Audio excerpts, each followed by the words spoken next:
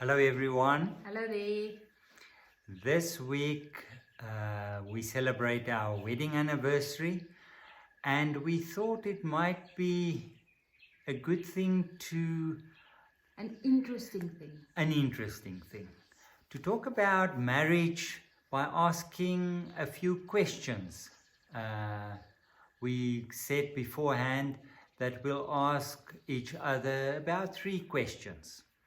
And we've done the Afrikaans recording, and we're not quite sure we'll think of totally new questions, but we thought maybe we can ask the same questions but give different answers. Yeah, just explore it a bit more, maybe. Yeah.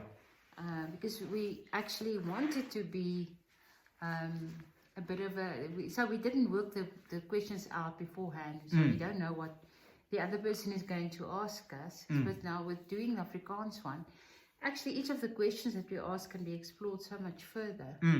So maybe just go along on that, but we're not allowed, there's one rule, we're not allowed to give the same answer. Okay. Or the same example for on answering the question. So it might be interesting to look at the Afrikaans one as well. There might be interesting material on that. Yes. For more. Yeah.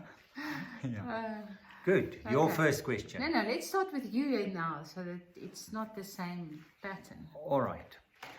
What color would you use to describe our marriage? Gosh, must I have another color? Yeah, I love the Afrikaans color so much. So please do go listen to the Afrikaans color. But I think the other color that I would use or that comes to mind is a very vibrant and alive green. Of something growing strongly. Like that magnolia in front of our bedroom window. Yeah, with lots of new leaves and strong growth and yeah, very, very vital. New branches. Yeah. So what other color can you think of than the Afrikaans one that you used?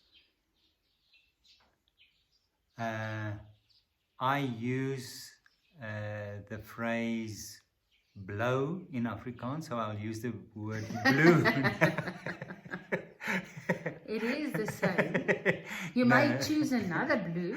No, I think a red. A red that is exciting and very creative. And daring to a degree. To do things that scares you a little bit, but opens up new things and possibilities and so on. So I'll go for red. A bright red. Post office red. Goodness gracious. That is red. Or fire truck red. Actually, I think it's Pantone's color of the year for next year is a red like that. Sure. What do they describe it as? I think it's something magenta. Magenta. Yeah. So you're right on track in terms of style, just so you know. I didn't think of the word magenta though. No, me neither. It's not what I see magenta as, but yes, but it's that red, that very vibrant red. Yeah. Fresh red. So our marriage is the color that's in vogue next year.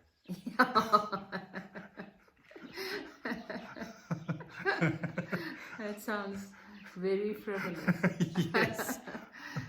Okay. So a question that I asked and that you gave us such a beautiful example of, but I'm sure you can think of more, is what is one of the most nonsensical things I have ever asked you to do or do together with me, or that I did, that in the moment didn't make sense to you at all?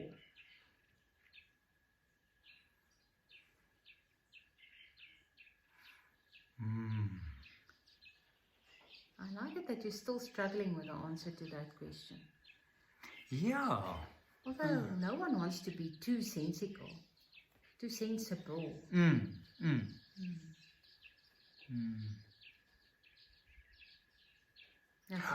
No. You got it. I've got it. All right.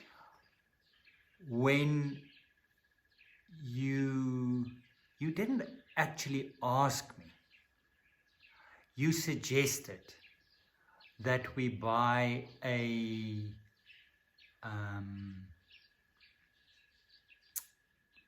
what is that basin? Oh, it's a Royal Dalton. A Royal Dalton. Wash basin, a porcelain antique wash basin. That was at an auction store. Or, yeah, one of these, almost like a reclaim stores. Yeah. Yeah. And this Royal Dalton basin was there for 100 rand. And it's years back. And she said, we should buy it. And I said, why? You have a basin? And she said, no, she needs it. So we bought it, and it was lying in my workshop for a number of years. And when we moved to Barrowfield, this heavy basin came along, and it's now in one of the bathrooms. And every time people go into the bathroom, they come out quite impressed, and they say, so you've got a Royal Dalton basin? Was it here?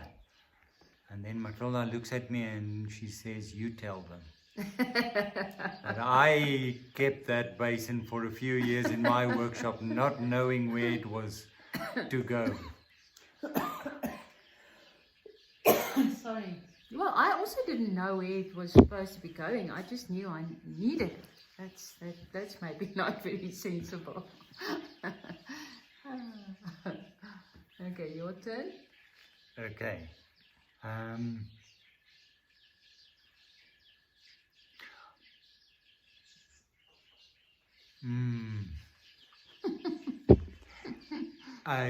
You said. I can take it. You said my question is quite heady when I asked it in Afrikaans.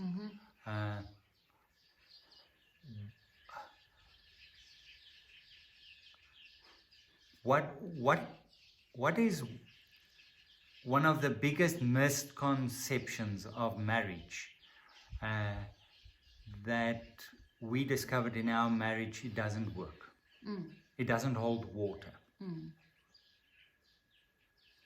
Sure. I'm going to go with what we talked about in Afrikaans, because I think it's important in the sense that I think it's really the idea of what a marriage should look like, the very stereotypical roles in marriage, and that also makes us go into marriage with certain misconceptions, like I need a husband to be happy, or it will make my life better if I have a partner. I think that, to me, that remains is one of the biggest main misconceptions. I think in our marriage also that, specifically the roles, that they are not so exclusively female and male. Although I must say there are things that I definitely will not be able to do that you can do.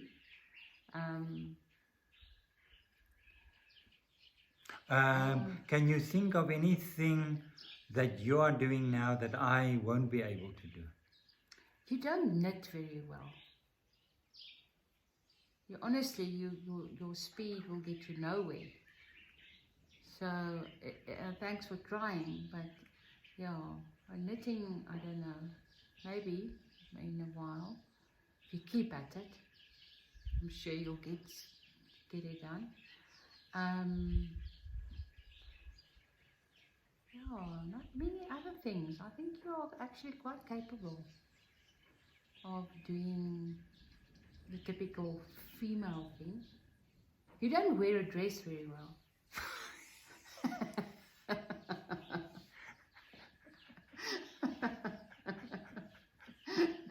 Having Scottish ancestry, I might wear a kilt well. Yeah, maybe we should try that. Yeah.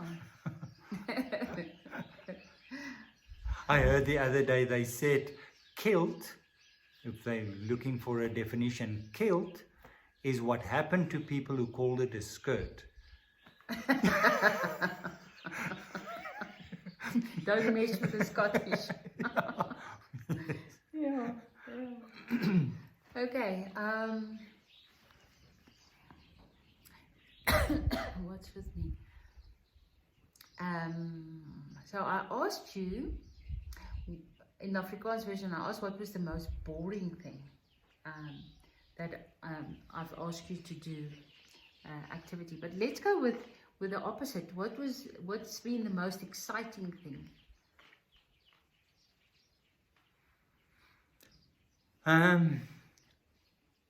I think going to the living school. On so many levels, the sheer impossibility of it,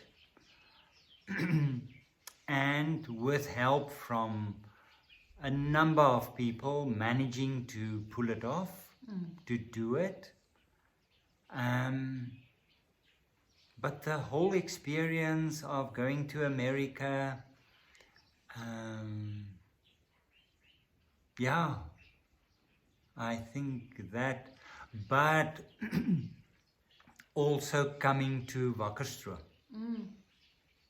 Yeah. It's very difficult to,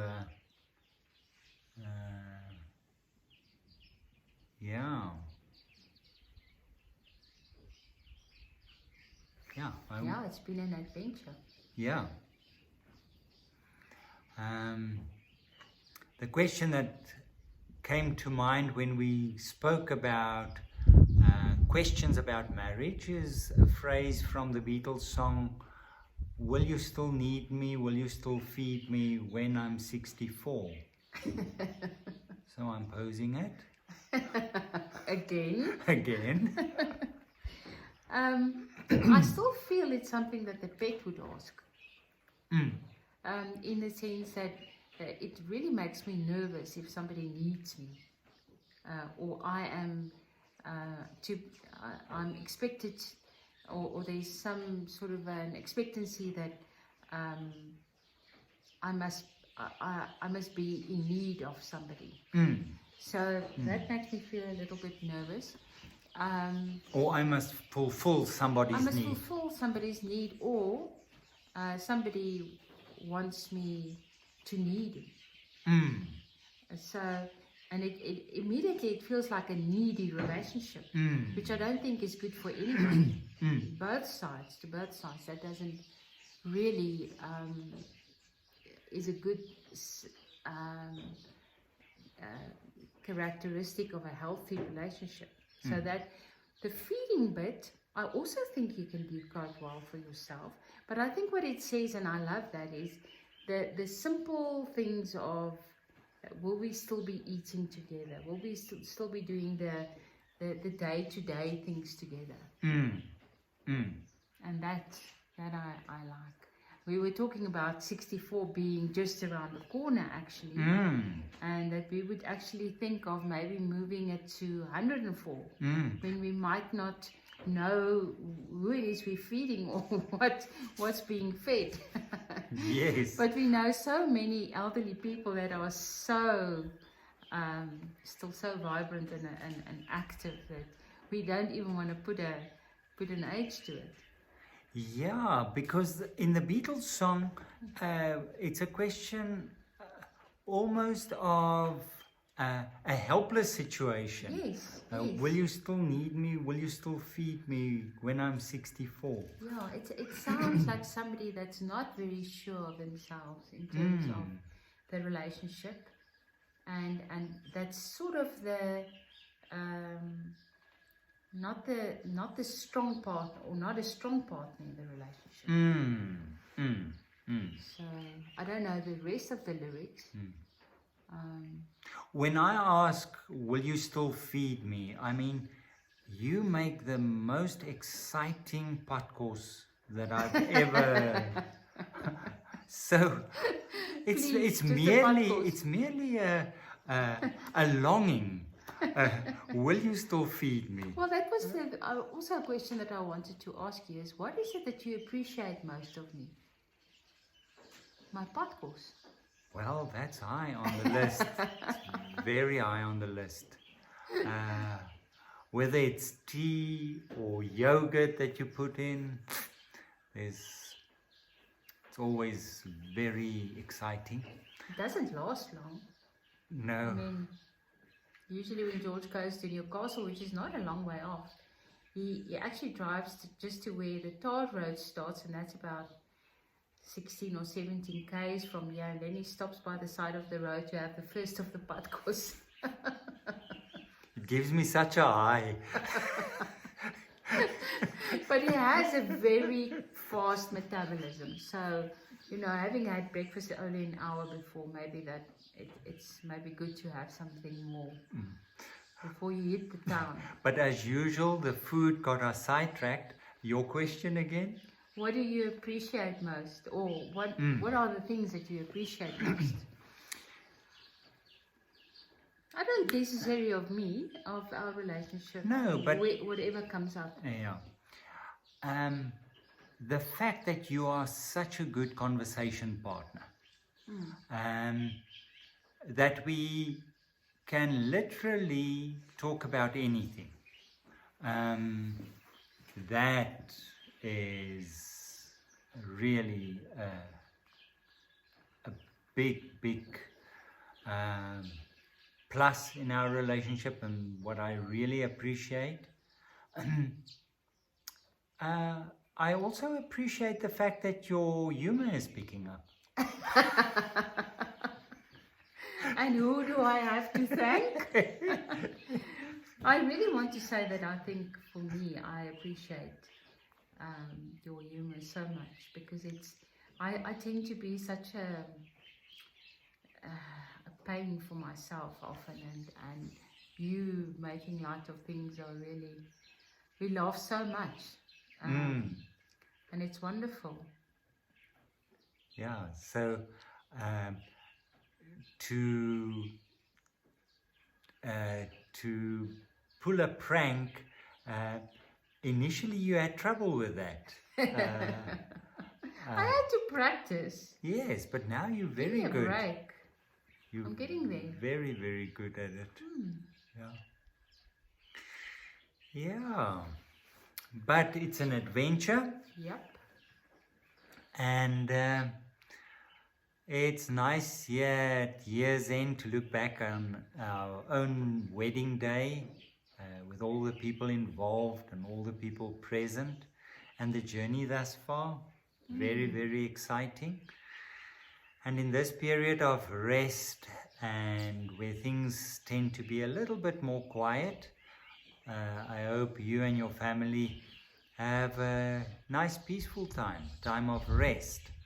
And thank you that even in this period we can have the conversations with you. See you then again next week. Keep well, everyone. Bye-bye.